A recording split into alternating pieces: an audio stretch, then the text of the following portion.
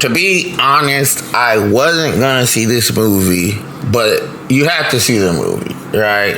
And seeing the trailer a couple times made me interested in seeing the movie.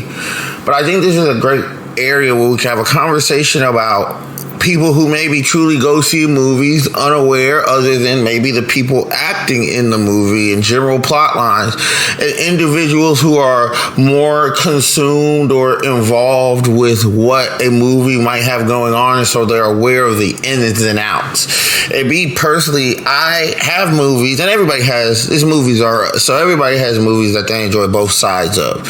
But I personally did not have that for this movie that we're diving into today. And I think right here I will cut in. Copy my whole fucking flow! Word for word, bar for bar! Or somewhere along this, I've got to cut in the Soulja Boy meme.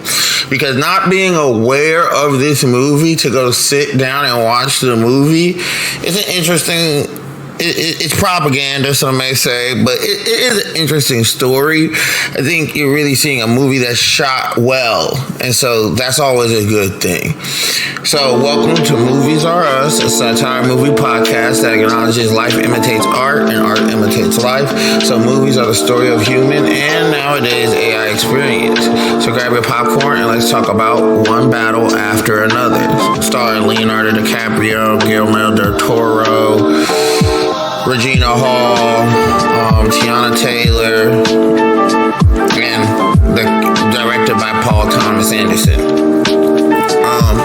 And so, going to see this movie, unaware of anything but these characters, I don't even think I really knew the director, but just the actors who were in the movie, and mainly being Guillermo del Toro, Leonardo DiCaprio, and then Tiana Taylor. This movie, one for one, bar for bar. Copy my whole fucking flow! Word for word, bar for bar! It's a little rippy. It's a little campy, man. It's a little campy. And I think that affects the quality of the movie for me personally. Like, I'm sitting in the movie and I'd rather watch The Big Lebowski. Now, they hit the notes of The Big Lebowski well, but with the message of the movie, and then for it to be toned like The Big Lebowski, I'd rather go watch The Big Lebowski once again. And I think it's getting overhyped, man. It's cool, and I think I've been cool this summer. Like, I really showed a lot of love to a lot of movies, and I've been more exploratory with the films I've been watching, just to really have a good quality conversation and discourse about these films. But this one just didn't do it for me. This is probably the worst movie I've seen this summer, honestly. And I'm not saying that makes other movies better than it, but just the experience, the not knowing, the watching, the leaving, like, it was lackluster. But of a movie. But the story is where it falls off. It's propaganda, like it's clear as day propaganda. And it's an interesting, I don't want to hear a white man's writing of a revolution. And it exposes how intrinsic from the Fred Hamptons, the MLKs, the insert here, the white or other higher classist powers, or whatever you want to call it, are infiltrated into even what we believe to be revolution. You know, the movie like this explains why, but it's glorified in a way that says, well, this is just what gets done. No, man, no. This is not an Oscar of the year. This is not a movie of the year. The acting wasn't so stellar. The soundtrack was music going on behind stuff. It's not Guillermo del Toro's best work for the year.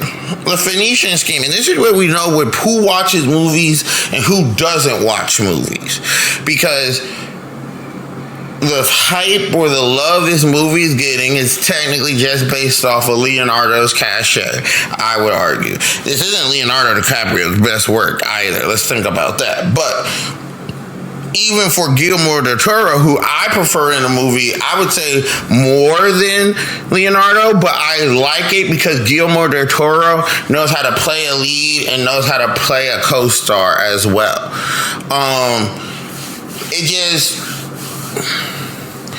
But the Phoenician Scheme is a better movie. Like, I think the Phoenician Scheme, which came out early this year by Wes Anderson, starring Guillermo del Toro, is a better experience with him as a character, with him as an actor, right?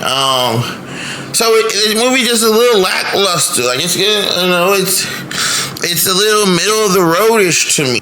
Leo's character, Leo can act, right? You have the ability to act anything, but Leo's character doesn't. I feel like so many characters he play, you fall in love with him, but you don't fall in love with him with this movie because, to me, what the content of the movie is about, we don't want that on the Revolution, and so.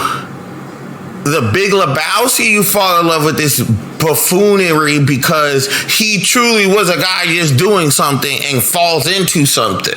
Not the story that you were actively involved in the revolution and it comes back around and now you don't know what the hell is going on. Like, the revolution doesn't need that, right? And so the white man's writing of revolution doesn't interest me, right? The lies told, women having, you know, the interracialness and the biracial question, like, is this what anybody's worried or concerned about? Like, where is this the problem? I've been good on movies this summer. This is probably the worst movie of the summer. I'm really saying that just from the experience of watching the movie. The storyline doesn't even end. The movie story doesn't actually find close, in my opinion, right? 2.5 hours with no ending is a little crazy. The Hall character gets caught, disappears, nothing else happens. Tiana Taylor character disappears, lies about whose kid it is, says, you're not for me, but ends up being for him, and then, man, I think it had great bones, right? Like, you saw, there's a really good shot of a rolling hill scene I thought was good. I think you have actors who can act, but the bones and the meat, you need both in a movie. And so the meat of the movie, the story of the movie, the purpose of the movie, to me, it just wasn't there. It just wasn't there. We're at the bottom of the bucket where there's nothing left but the kernels. Hop down below and let me know if you enjoyed this movie. If you enjoyed this episode, make sure you like to share and leave a comment. Make sure you follow us on Instagram at MRU.podcast. This was a good episode, right? Like, you know, I think this is what it's for, the discourse of it all. Some people like some movies, some people don't like some movies. And lately, a lot of movies been getting some hate, so I didn't know. I think I just gotta keep it real on the mic at the end of the day. Like, this one, I wasn't in love. I wasn't mystified. I wasn't anything. It just kind of was a movie.